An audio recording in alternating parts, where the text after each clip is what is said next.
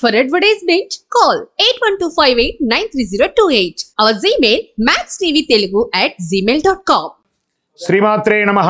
ఈరోజు మనం కొత్త ఒక విషయాన్ని మనం తెలుసుకోవద్దు. అంటే ఇది వరకు కూడా తెలిసి ఉండొచ్చు, మనం గ్రంథాల్లోనూ అన్నిట్లోనూ తెలుసుకుంటాం. కానీ ఈ యొక్క యూట్యూబ్ ద్వారా ఇది మీకు చాలా ఉపయోగపడే ప్రతి ఒక్కరికి కూడా జీవితంలో తెలుసుకోవాల్సిన ఉపయోగపడే ఒక అద్భుతమైనటువంటి సబ్జెక్ట్ అండి. ఈ నవగ్రహాలకి మనం చేస్తాం కదా, ఆదిత్యాయ సోమాయ మంగళాయ బుధాయ చ గురు శుక్ర శనిభ్యశ్చ రాహవే కేతువున. ఈ 9 గ్రహాలు ఉన్నాయి కదా.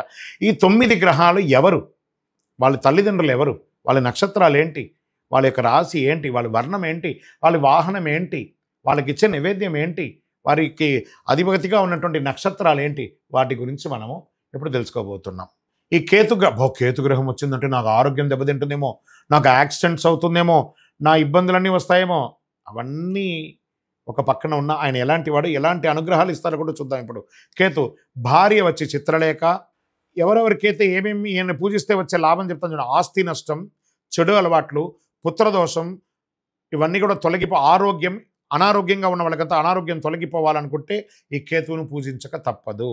ఈయన ఎలా ఉంటారంటే ఉత్తర పడమటి ముఖాధీశుడై ఉంటాడు. అధిదేవత చిత్రగుప్తుడు, ప్రత్యధిదేవత బ్రహ్మ, వర్ణం ఎరుపు, మరియు ఒక రకమైనటువంటి గ్రే అంటారు చూసారా, సిమెంట్ కలర్ అది. వాహనం గద్ద, ధాన్యం ఉలవలు, పుష్పం ఎర్రని కలువ పూలు, వస్త్రం రంగురంగులకి వస్త్రం, అన్ని రకాల ఆయన అనేక వస్త్రాలు ధరిస్తారు. జాతిరత్నం వైడూర్యం, ఆ వైడూర్యం ఇలా పెట్టుకుంటే ఆ క్యాట్ ఐ అంటారు చూసారా, ఇలా కదులుతూ ఉంటుంది. ఈ నవరత్నాల్లో ఆఖరిలో ఉన్నటువంటిది వైడూర్యం అనమాట. వైడూర్యం నైవేద్యం వచ్చేసి ఉలవల అన్నం ఇంకా ఈయనకి పెట్టవచ్చు.